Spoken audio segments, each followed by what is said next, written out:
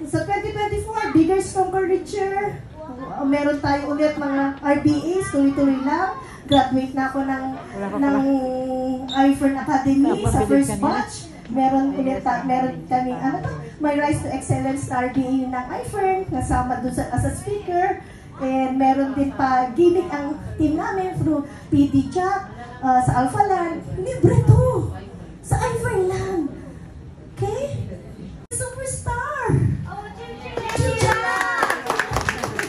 March 18, Superstar tayo. O, diba? At yan, yan yung mga rewards and incentives ng iFern. Ayan na, chill lang.